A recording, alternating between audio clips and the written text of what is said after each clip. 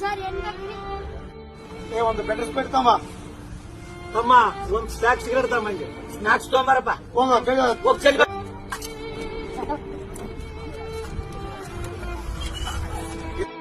ನಿಮ್ಮಂತ ಸಣ್ಣ ಹುಡುಗರು ಇಂಥಲ್ಲೆಲ್ಲ ಕೆಲಸ ಮಾಡಬಾರ್ದಪ್ಪ.